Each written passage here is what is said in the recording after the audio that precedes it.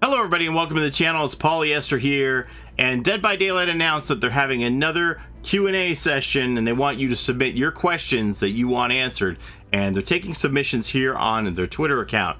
So if we check out their Twitter, it says Q&A incoming. We're collecting questions for the next live stream. If you have a question you want answered, reply to this tweet. Don't forget to like the questions that you want to see answered. So they want you to come over to Twitter. I'm going to put the link to this tweet in the description and the top pinned comment so that you can access this and ask your question if you have one, or just review the questions that have been asked and like the ones that you want to see answered. So I imagine they'll probably look at this on Monday and cap it off. So if you can get in this weekend to check this out and put in your submission, please do so. Remember, you need to go on Twitter to ask the questions. While I love seeing all your feedback and seeing the comments that you write, and I'm familiar with a lot of the questions that are on the tips of everyone's tongue, because when I live stream, I see what you all write in chat. I'm familiar with the questions that you want answered, but you know, I've only put in one question. I'm not gonna try and bogart the whole situation and ram a bunch of questions in there. So I'll leave this link for you to put the questions in. But remember, if you put your questions here in the comments of this video, people aren't going to see it. You got to go to Twitter to do it. But having said that, I would still enjoy seeing the questions that you do want answered, because you know, I like to know what the community is interested in. All right, so I did submit one question myself, and this is a question that I get asked a lot. So the question that I submitted was, what are the plans for Dead by Daylight going forward with previous Rift cosmetics? Are they ever going to put the cosmetics from the closed Rift into the cosmetic shop? You know, we're 4 tomes in now, and they had said initially that eventually cosmetics that were on the Rift would be made available, sold through the store. So, you know, 4 tomes later, we're still waiting.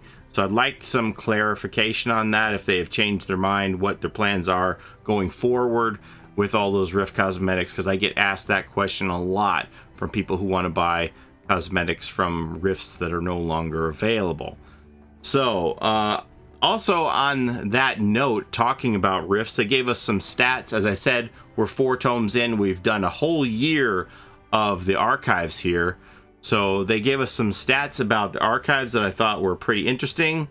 So they announced that after a year, 433,266 rifts have been completed, which means that people participated in the rifts and reached tier 70, completed those, which is, you know, that's nothing to sneeze at. That's over 100,000 people completed all 4 tomes. I'm assuming this is cumulative. And then they also told us that 138,445,690 challenges have been completed by the community through these archives, and 128,424,662 tiers have been unlocked in the Rift. And what else did they give us? 608,635,800 Auric cells have been unlocked by the community, because if you buy that Rift Pass, you know that as you reach all of those stages through the tiers that you get rebated your Auric cells back. So they have rebated 608 million Auric cells to people who have been doing these archive challenges and leveling up through their tiers. That's a crazy amount. And then, let's see, finally we had 923,678,046 total Rift fragments have been earned by the community. That's almost 1 billion. That's a crazy amount of Rift fragments that people earned through all those challenges. I guess they also earned Rift fragments through the passive gameplay with the XP, but that's a lot. And then finally, the last stat there was that they have told the stories of 14 different characters in all of the lore. So personally, I really enjoy these tomes and every aspect of it. Every aspect of it, from the challenges to earn the extra blood points to the the lore, the cinematics and the lore that you get, the backstory of all the original characters of Dead by Daylight, and the Rift Pass with all the cosmetics. I think that's a home run. I'm very happy with the first year of the archives, and I can't wait to see what they bring us in the next one. As you know, the next Rift Tome 5 Unleashed is going to be tied into the Eternal Blight event.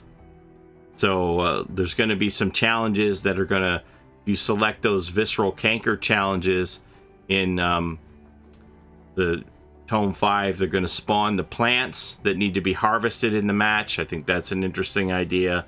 And we've seen a few of these cosmetics here. The Nia, the Hillbilly, the Blighted Blight.